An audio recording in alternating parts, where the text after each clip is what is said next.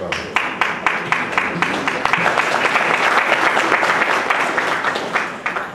of all, let me apologize for, after 4 years of living in your country, still not being able to present in Russian. So I'll try my best in English. Unless anyone prefers German, I'll try that as well. Anyways, let me present to you today how we at MTS now see the market as it currently unfolded throughout the last quarter. And I think we had a quarter full of ups and downs, I would say. As you all know, some turmoil at MTS, but we're back. So let's talking about ups and downs.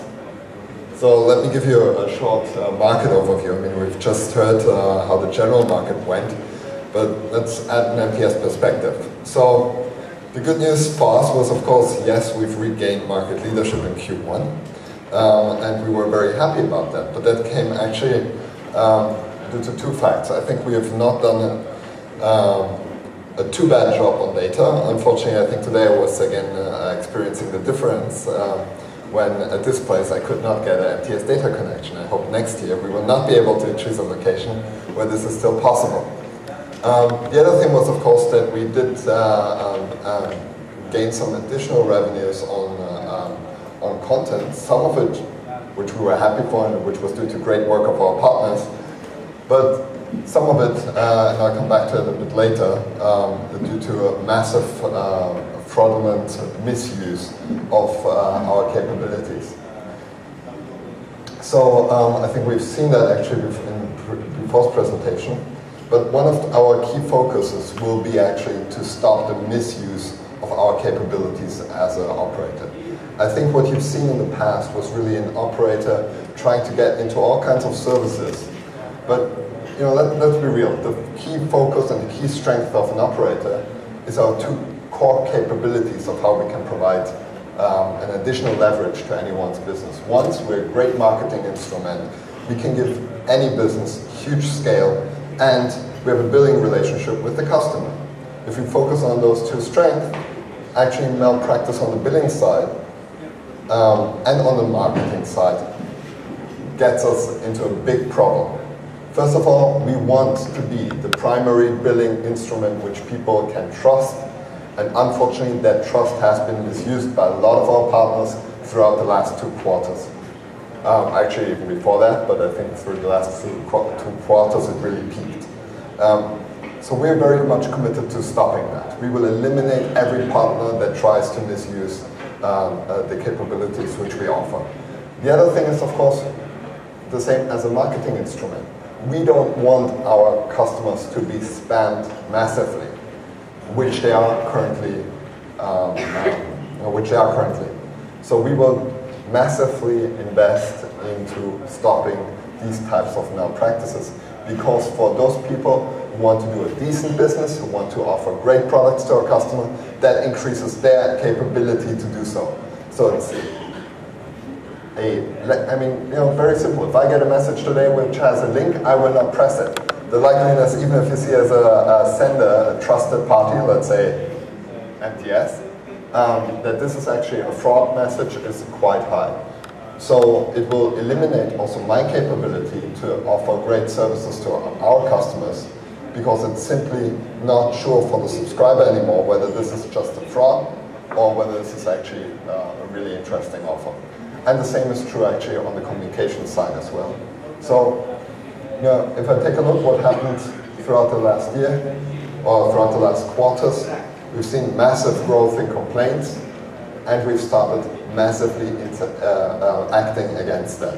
And we will get that back down to normal levels immediately, and partners which will get into our way will no longer be partners, and let's also make that very clear. So one of the things we've done, just to give you an example, we've launched mandated automatic notifications about payments.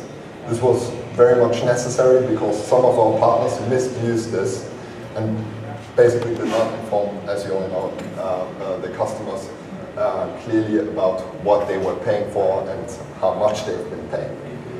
So the second stage, which already happened, was the launch of a mandatory landing page for payments. And the third thing which we will launch is actually that we will mandate central rating.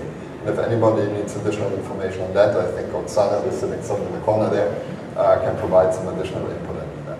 But on the other hand, of course, we want to grow this business. We're very much engaged to that. And that's a big headache for all the operators, I think, around the globe. How we are still relevant. I mean, we just heard about smartphone growth, which is a great thing for data profitability, but at least on our capability to market content, that really turned out to be a huge problem. So the question was, I mean, you all know the browser of this wonderful device, great device. Unfortunately for an operator, really a problem. I mean, I don't have any access to this customer anymore. I really cannot convince Apple to pre-install any software. I can send them an SMS, of course, but as I told you before, if that is misused and the customer receives 100 SMS per month anyways, that's not going to be a very effective marketing tool in the future anyways. And it's very intrusive, because if you get an SMS which you didn't subscribe to, you will not be happy with receiving that. So what do we do? I mean, you see that little bar at the bottom? That's actually the operator reappearing. So we are looking at this in the following way. Yes, the phone is yours. Apple, we don't touch that. We've tried, we failed. The traffic that this phone needs to actually work properly, especially if you have a great browsing experience, which we are committed to deliver, that goes through our network. And we already invest a lot in shaping that traffic, in optimizing it, and in a chance, we might actually give you access to what we call the MTS toolbar. That is something you will see appearing in friendly, we have this in friendly user trials right now, and which you will be seeing appearing throughout the next year, which is actually ingestion into the actual traffic stream. And primarily, we were using it to actually just make it much more transparent on how you use the data, meaning how much traffic you have left, active use of the turbo button, and to give the customer much more control on how he uses our core product, which is actually data connectivity. But as you will know, this is also a great tool to promote all kinds of services, websites, or any partner service actually, which we might bring onto there. And it's very targeted and non-intrusive. I mean, at the end of the day, we know where you are. We know what phone you're using. And in this point, we actually know what you're looking at. And so we can make a very targeted recommendation of what service you might like, because we actually know a lot more about you than anyone else in the market does. And this way, we can present it to you in a standardized way across all devices, especially smartphones, of course, because this is, I mean, I think actually I totally disagree with what has been shown in terms of growth expectations on that type of market. I believe actually that the growth in smartphones will be much bigger than what anyone expected in Russia so far. That's because so far, smartphones which have been usable, and I'm talking about usable phones because there have been cheap smartphones already, but usable smartphones at a very low price range were simply not available in Russia. We have very high price levels for phones.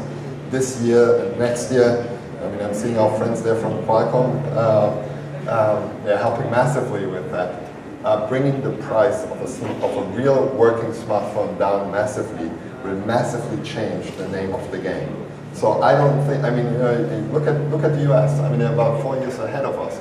Verizon is no longer paying out any commission if you don't buy an LTE smartphone.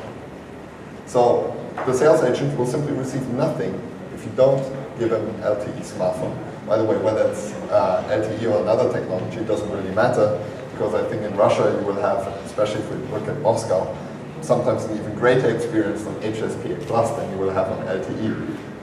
But that's a different, totally different discussion. So again, I think the operator actually with this type of technology as a network-based service is back in the content game for the smartphone, and a very trusted partner in this respect and a very experienced partner. And if anyone wants to or has a great idea of a service we can actually promote, Oksana, where are you? can't see her against the light, but she's somewhere back there. I mean, she will be very happy to hear from you about what are your ideas, what this type of technology can do for you, or what you can do for us in terms of providing a great service which we can monetize through this technology.